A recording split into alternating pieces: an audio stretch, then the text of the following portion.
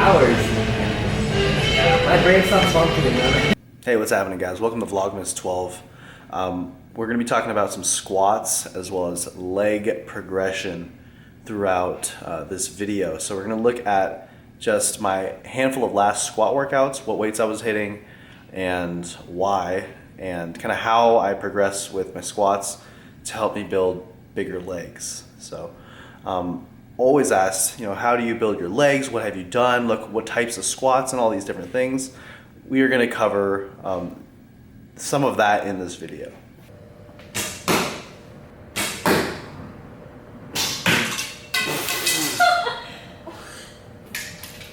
Wow. Oh my god, that was like right in the middle, but Alright, so when it comes to my squats, my current progression method is just very simple, also somewhat auto-regulated. It's not based off of a very structured protocol such as like my 753 program. The reason for that is because basically every lower body workout, every workout practically, besides my 6 per day weeks, I'm doing weighted chin-up, weighted pull-ups, before the workout session or to start the workout session. So with that said, I found that I do like to squat in this sort of manner with a top set and then 2, 3, or 4 back off sets. Since my priority lately is mostly lats, not doing as much squat volume as you might do on my 753 program that might have you do anywhere between 30 to 35 total working reps with some pretty solid weight of 75 to 85% of your training max. So anyways, with my squats, I have been seeing pretty good progress over these last handful of weeks. I was progressing really well with my squats until I started to experience a little bit of lower back issues, mostly involved with just a really rogue workout where I wasn't properly warmed up, did some sumo deadlifts and a few other things that in ways I had never done before, and I kind of tweaked my back just a bit, so I kind of had to reset myself. And it's kind of funny because your lifting career is really full of these moments and these kind of restarts and deloads and resets. So you're constantly working your way up just to have something fuck your life up or fuck your lift up, and force you to reset yourself. So back over here, up to 375, going for 8 to 10. And at the moment, I set my double progression method in the 8 to 10 rep range, meaning if I was able to do a set of 10 with a weight, I would increase the weight and do a set of 8 with 5 more pounds, or aim straight again for a set of 10. And if I could hit 10, I'd add weight. Though lately I'm changing that to 6 to 8. I'll take the 6 to 8 rep range right now at the moment. For whatever reason, I feel more comfortable with that, just preference wise. So that is my double progression rep range in terms of where I'm aiming for. So this right here is 375. It would have been for 8 to 10 reps. I hit 10 reps. I felt good about it, and I think I dropped the weight about 20 or 25 pounds. I think I dropped to 350 or 355, not totally sure. And I actually did 3 back off sets. I have it playing here in double speed. Felt really good. Just felt like I was able to just collapse myself with every squat. I squat high bar. My squat is a very folding squat where I just basically fold down in place, whereas a lot of other people have a bit more of a hip hinge to their squat where they sit back a bit, and that's just not how I squat. Always keep in mind, guys, that different people squat different ways. We have different bone structures, femur lengths,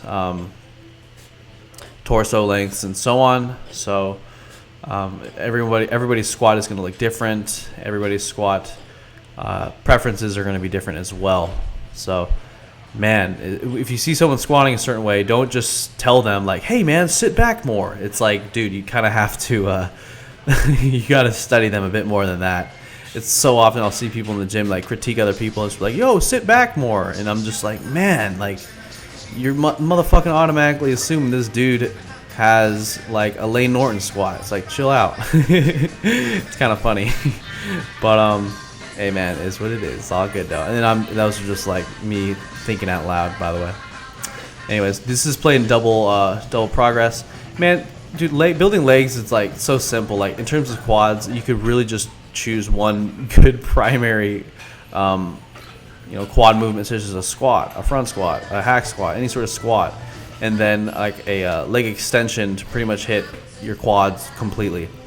And then for your hamstrings, you could choose any sort of like hip hinge movement, pretty much just a conventional Romanian or stiff leg deadlift with a seated leg curl. For glutes, something like a hip thrust or a single leg type movement, such as a reverse dumbbell lunge. And with just those like 5 exercises, you could just focus on progressing at those and build the shit out of your legs. So we're progressing now through the dates. You're looking at a late November workout now, and let me just say that this workout, the conditions that I was in, I'm not going to explain them too much right now, but I was definitely foggy, I'll just say. I was definitely in a different dimension of sorts. And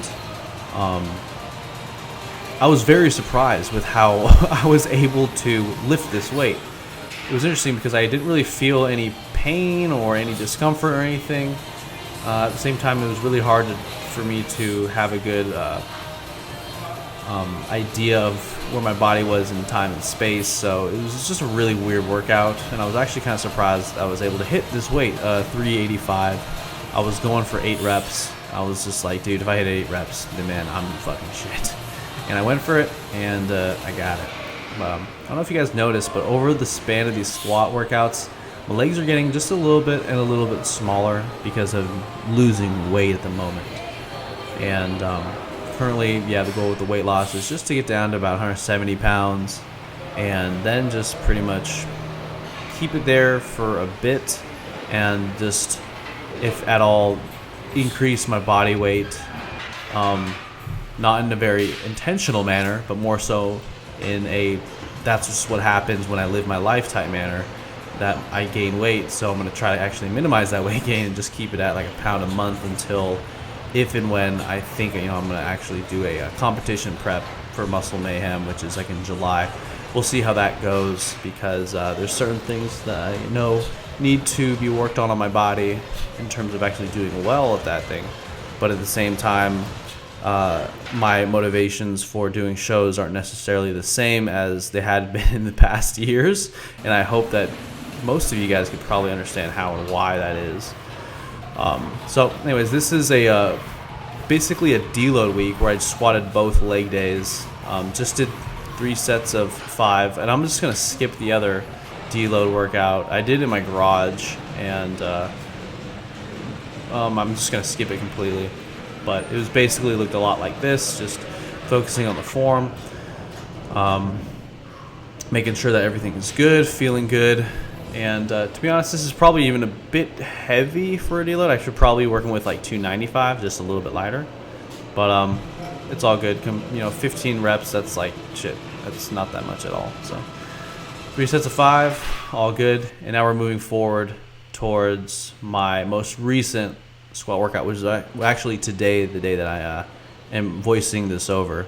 So I got 390 on the bar here, going for 8 reps, and I'm actually having it in fast motion right now because I really was not feeling it, guys. I went to bed super late last night. I didn't get a solid block of 8 hours of sleep, which I feel is just so helpful to me. Instead, I got 4 hours of sleep, and I was up for an hour or 2, and then 2 or 3 hours of sleep after that. So these squats are definitely not the best looking, but I was really surprised that I was actually, I just had it. I think it was because that deload week, my body's just ready to go.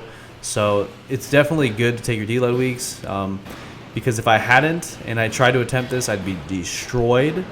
At the same time, if I was in better conditions, I do feel like I would have had a 10 rep, 390 for 10 rep in me, and that would have been incredible. But those are just things that you have to deal with. I personally, my biggest influence or squat performance is my sleep. Not food, but sleep. Second is hydration. Third would probably be food intake. And of course, the underlying thing of it all is really body fat percentage as well.